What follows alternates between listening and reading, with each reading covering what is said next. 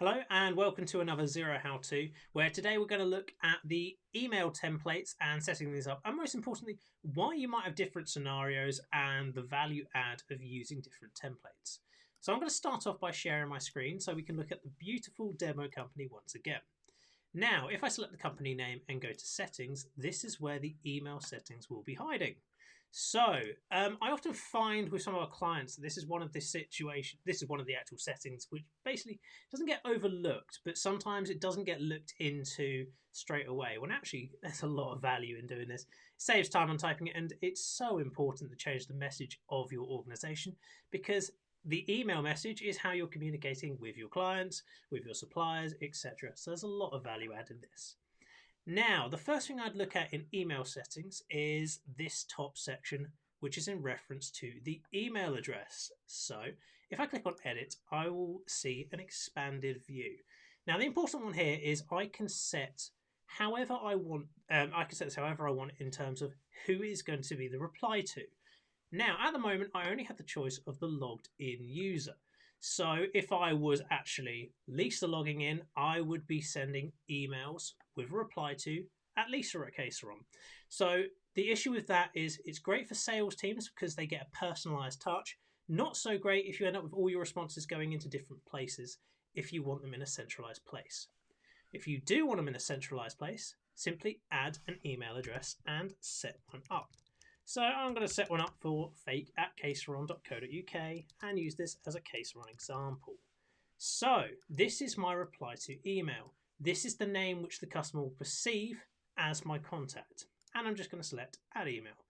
So one thing to say with this is we will need to log in to our email account and accept this. So basically it's saying, yes, I give permission for my email to be used from Xero. Now, this doesn't change the sent from address, it changes the reply to address when it's sent from Xero. So really, really useful to get your invoices in a centralized location. Fantastic for an account, that email address. Now, once we've got that set up, it really is as simple as that.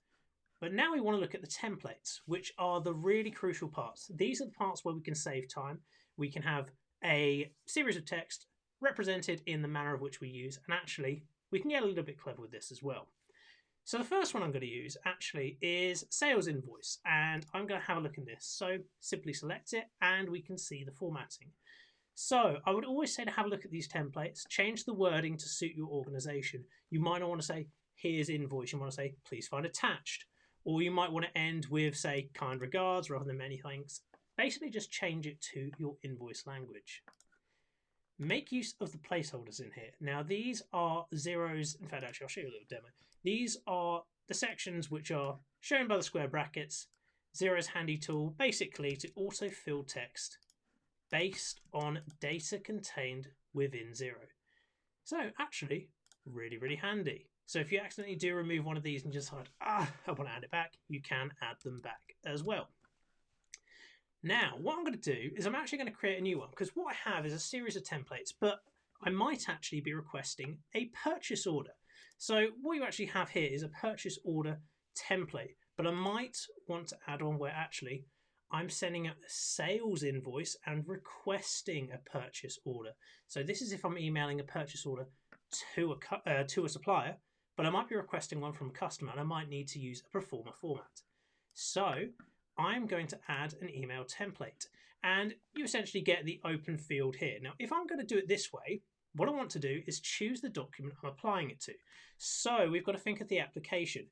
If I'm requesting a purchase order for a sales invoice I'm raising, I am going to need to set this as a sales invoice template. And it will also fill some of the usual themes we would use. What I'm going to do in here is make it really, really clear what I'm doing. Now I'm going to name this, and it might be an external request, and it might be for a purchase order. So purchase order as my, in fact, I'm just going to use purchase order rec. That's fine. So first things here, I might say, please find attached a pro forma, keyword here. Don't want them thinking it's an official VAT invoice. I'll show you how this works a little bit later. So here's pro forma invoice, and then I might add something. Please provide your corresponding PO so that we may invoice your accounts department. So nice and detailed. You're detailed. Right, as you talk. So what I might decide is actually with a PO request, I might change some of the formatting here. I might get rid of the amount outstanding. I might change some of the formatting here so it's a bit more simplified so they know exactly what I'm asking for them and why. So I'm going to save this. I'm just going to show you guys how this works in reality. So I've set up a new template. I now have 8 standard templates, but I also have some custom-made templates further down here as well. Now, imagine I'm going to raise a sales invoice, and let's use a draft as an example. So I've got an invoice in here for Hoyt Productions, and at this stage I have a performer invoice. Now, I don't want to actually give them the official VAT invoice because I want the performer first, because otherwise I can't actually invoice them and chase for payment. So from this section, I actually have a draft invoice. Now, this is when it's really handy, and this is probably the stage I would request a purchase order if you don't have one already and you haven't got one from the quote stage. So I'm just going to preview this invoice, and you can see right now it says draft invoice. Not particularly handy because I've just mentioned performer. So I'm going to go back into settings. I am going to quickly go into my invoice settings. I'm going to go into the standard format. I'm going to edit. And all I am going to do is change my draft invoice title to Proforma Invoice and save that there. Back into my sales invoice now. What I'm going to do here is open up Hoyt.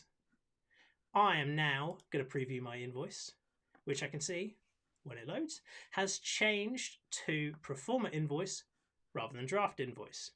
It's not being particularly handy given that this is a live video, so I'm just going to close it and try it again. Proforma invoice, perfect. So now it says what I want to say. And now when I'm going to email it out, I'll be given the option. So what I've got is an auto-filled email. Now, this is based on the default I have set in place. And at the moment, my email template is set to sales invoice basic. So this is just the defaulted one for Xero.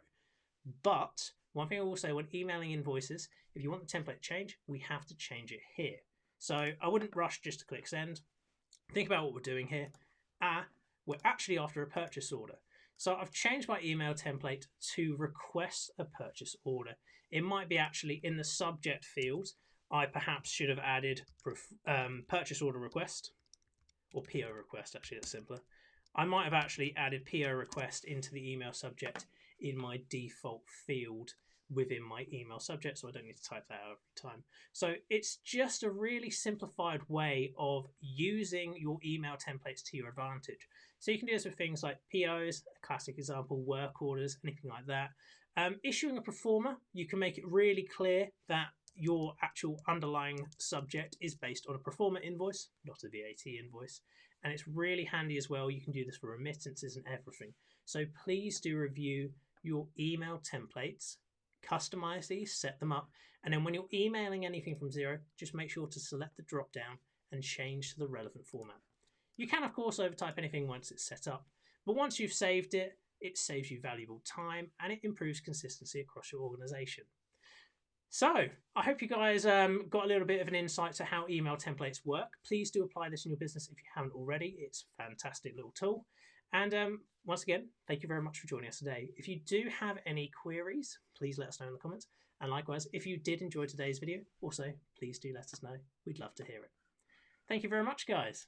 Take care. Bye.